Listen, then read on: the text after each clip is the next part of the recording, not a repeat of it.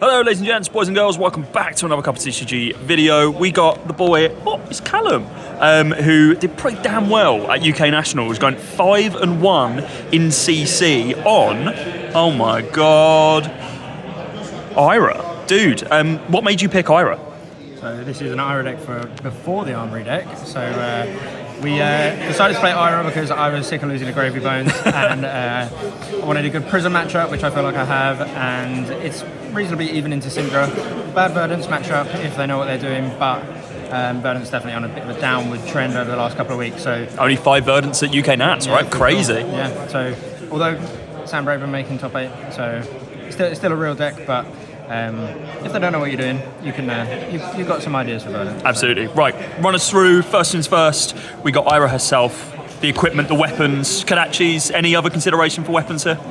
Maybe Edge of Autumn in a couple of weeks, but we'll always play Kadachis just for the 1 into 2, getting into Chain Link 3 nice and easy, because obviously we are playing Mask of Momentum. Yep. One thing I haven't liked about Ira decks in the past is how poorly they draw off of Mask of Momentum, but when we get into some of the cards in the main deck, you'll see I've made the deck to draw a little bit better on Mask of Momentum. Nice. This is a dual threat deck, so I am playing some easy enablers for dual threat. So Pouncing Paws lets you make a Tiger and you banish zone whenever you feel like it, and Tearing Shuko is going to buff that Tiger up by +2. I prefer this over Tiger Stripe Shuko because you get to cash in on the block value early and you still get some nice offensive damage out of it. Blocks breakpoints against Syndra, and you don't have to use your armor piece straight away. Not a card I've seen played all too often, Tearing Shuko. Is this something that a lot of Iras have been playing? It's not a deck that I've been keeping up with all too well. I think Ira decks are a bit kind of not all over the place, but there doesn't seem to be like a massive general consensus at the moment. So as you'll notice, I'm playing Tunic, so I'm not playing Flick Knives and Blood Splatter Vest. Just going for more of a value-based game plan, but we can do some aggro stuff against Gravy and Prism when we need to anyway. All right. So that's the main equipment suite that's going to be in the deck for 90% of matchups. We've got some Nolrune. So the tax. So we've got Robe and Gloves. This is for Verdants. I think it's really important to keep your Pouncing Paws against Verdants so that you can push some damage on a dual threat turn when you need to. And if a Verdance player brings Waning Moon and not a Healing Pot combo, you can pretty easily fatigue them with some of the other cards that I'll show you in the deck in a minute. Right. The last bit of tech is Blazon Yoroi, however you pronounce this card. This is for our Syndra matchup. Basically says I get a free 5 life every game, and you can use it on Chain Link 4 if they're presenting a Mom trigger on like a 0 for 4 or something like that.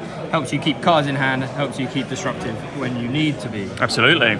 So that's the equipment down. That's it. You've mentioned Dual Threat quite a lot, a card relatively new to Fab. I suppose, give us a rundown. Is this the only yellow card you're running in the deck? So it's the only yellow card running in the deck, and I think Ira is pretty much the best deck to be playing Dual Threat. You can play it in some other double weapon decks like Katsu and some maybe the Assassins, but Ira seems like she really pays off of it the best. It's basically a 0 for 6, and your equipment suite helps you resolve it, so super good card. Yeah, absolutely. To help us resolve dual threat, we need a certain amount of go again attacks. So you've got Penny in the backside, 0 cost 3 go again, 4 on Chain Link 2, but one of the most de-reacted cards on Chain Link 2 ever. Cut Through, super good card. 0 for 5 on Chain Link 2. No one ever blocks the first Kadachis, unless they've got Spectral Shields or Dynamos, but then you just swing the second one and they don't block that one. Very true. Some go again cards to help you resolve dual threats, and 2-bit Ring Thorns. I'm not on 3 because I think the 1 cost makes it a little bit more difficult to resolve dual threat. Yep. You'd need 4 resources if you want to do a 1 cost, 2 Kadachis and another 1 cost, and it makes it almost impossible to do dual threat with Bit Ring Thorns and a 2 cost attack, like we love to play in Ira. So only 2 Bit Ring Thorns, blocks 2 as well, so still a great card. We're then playing for some 1 for 5s. We've got Torrent Tempo Red and Sensor. Sensor, really good disruptive card. Against Gravy Bones, you can name an ally that's face up in the graveyard. Against any other deck, you can kind of check what's in the bin and make an educated guess. You get people more often than you think. And the reality is it's coming in on Chain Link 3, so people are probably going to block it anyway. Torrent Tempo makes decks that don't want to block in fear of Mask Momentum triggers. Also comes in for 6 on Chain Link 2, which very conveniently kills our good friend Chum. It does. So this is a really good card against Gravy. That's the 1 for 5s. Another playset of 1 for 5s in the board, but I'll show you that in a bit. And then the 2 for 6s that we always play, Command and Conquer. Why would you not play Command and Conquer? Pretty good, I've heard. Yeah, pretty broken.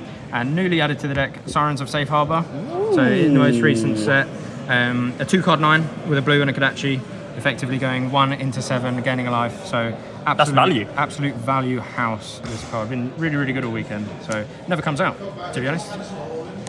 So that's pretty much it for the reds on the main board. We'll go through the blues quickly. Like I said earlier, I wanted this deck to top deck a little bit better with Mask of Momentum. So I'm not playing Flick Flack, which means I don't have to fill my blue base with a load of blue 1-power combo cards. Yeah. So we have some tricks. These sorts of cards win you a lot of games. You've got Concealed Blade, Knives Out, the Goat, Nip at the Heels, and Throw Dagger. These are all attack, reaction, speed, interaction in your blue base. That basically means you keep your Mom Chain Links going, and you have an effective sort of reckless swing type endgame where, I mean, I killed 2 players in Swiss this weekend with Throw Dagger. So I got killed by Throw Dagger this weekend, so yeah, good card, eh? Super good blues, and they all block 3, and they help block overpower. Did you kill anyone with Nip at the Heels? I didn't, but this card does help push. So Nip at the Heels specifically also helps push through Pain in the Backside on Chain Link 2, even when it's coming in for 4, because it's got base 3 or less.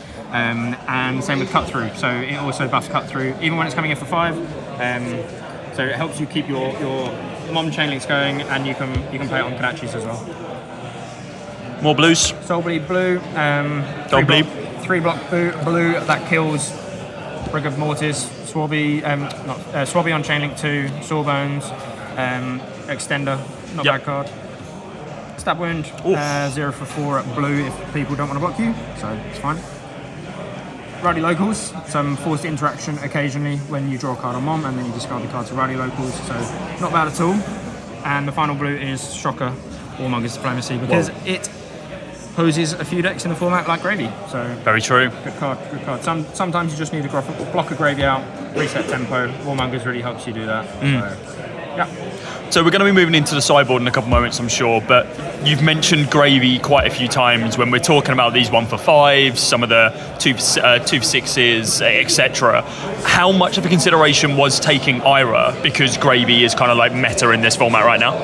So 90% of the reason to take Ira was 1, because I wanted a good Gravy matchup, 2, because in testing it did really well into Prism, and we've seen a bit more Prism lately. Yep. And 3, because I thought I had a relatively even Sindra matchup, especially with a little bit of the tech, including the Blazing Yori that you've seen in the board, and a few other sideboard pieces. So Ira felt like it had a pretty good spread.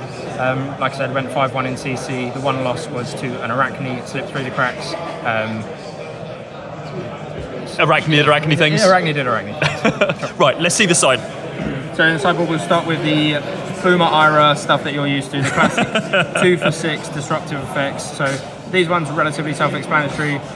Good against Earth Heroes, good against most things at the moment, to be honest. This is good against Syndra. This is also good against Syndra, Gravy, all that sort of stuff. Good against Marlin. Good against Marlin. We've got 2 cut down to size, which is a little bit extra Syndra tech. So just Syndra, please block me, please give me cards. Good 2-card play. And we've got 2 Blanche. I was originally playing 3 Blanche, but decided that I cut 1 to help make space for 2 of these. 7 is a real popper against Prism. However, you play enough blocking cards, D-Reacts, all that sort of stuff to block comfortably on Chain Link 1 and pop with a 6-power popper on Chain Link 2. With these cards and the CNTs and the bits and pieces in the main deck, this deck is playing 17 poppers into Prism. And they can't really afford to go Aura Plan into you because you present too much damage for that to be a reliable plan. So Prism's kind of damned if you do, damned if you don't. So yeah, beat 2 Prisms in Swiss on day 1. So happy with the Prism matchup. Absolutely.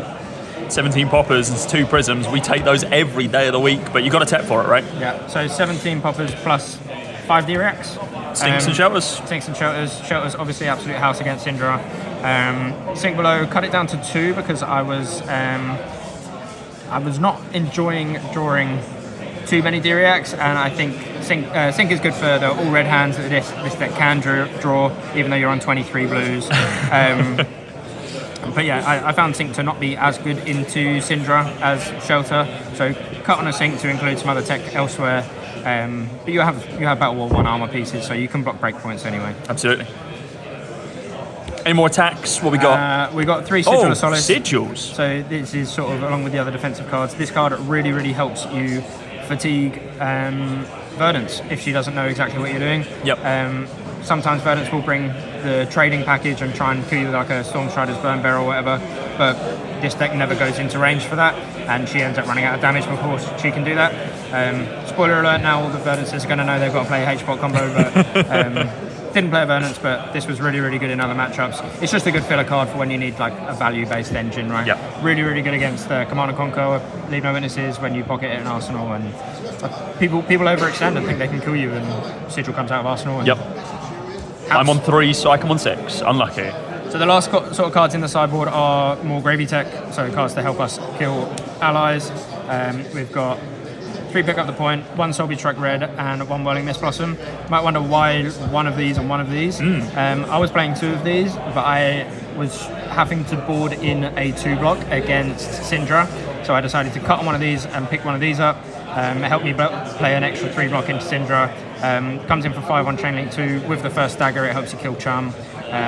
Clears a lot of allies and just does good stuff. Even into like other decks where, like Syndra, where you want to bring it in as a 3 block. You can go like Kadachi, send 4, holding a card in hand, floating a resource, and they have to respect it, right? Absolutely. Because Master Momentum. And the last 3 cards I'm playing are Take the Tempo. These come in quite a lot just to fill out sort of 3 block, 1 for 5 slots. Draws effectively 2 cards against Gravy when you're just doing a board clear turn, and is just sort of good value on other turns. Helps you force even more interaction, because if you go 4 chain links wide, you go Kadachi, cut through, and they block the cut through for the Mom trigger. Brilliant. And then this comes in, your Mom trigger's not live, but this triggered ability is still live, so Awesome. still forcing more interaction. Nice, Yeah, just dude. a really value-orientated deck that can spike some aggro turns when it needs to. What I'm hearing is Fab Math is back, maybe? That's Ira. That is Ira. Okay, give us a quick rundown then. So you lost your 1 game against Slippy, which is unfortunate. Assassin doing assassin things. Your day 1 CC games, what were they? You played 2 Prisms. So day 1 we did Kasai round 1, which was a very, very close game. Guy summoned 2 Centauri Raise an sellsword? army. Yeah, 2 sellswords against me. Managed to clear them, fortunately. Managed to squeak the game out with Throw Dagger. So Nice. that was that one. 2 Prism games. Like I said, Prism's quite a favourite matchup for this deck. So happy to see 2 Prisms in Swiss. Then we need to draft. 2-1 the first draft. So I was 5-1 after round 6. Unfortunately, bombed my second draft and went 0-3. That was on me. Not enough Gravy experience in practice. And then the last 3 rounds of CC today, I lost to Arachne, slipped through the cracks, like I said, and then played a Florin, which I thought was quite a tough matchup, but Sigil of Solace, manipulating with Reaping Blade and stuff, managed to get me through. Nice. And I got Puffin in the last round. And Wow. That deck was real. That was some scary stuff. but Okay, that's managed terrifying. to get there in the end. I have to talk to you about that Puffin list, because I didn't think she was real, but if she is, damn, let's was a lot put of that on the copper cogs agenda. in that deck. Hell yeah. Dude, well, congratulations, 5-1 with a relatively stacked field is sick. So fingers crossed. We'll just sort out draft, and then you'll win Nets next year, right? Next time. House. Yeah. House. Can't see. We'll see you guys. Peace.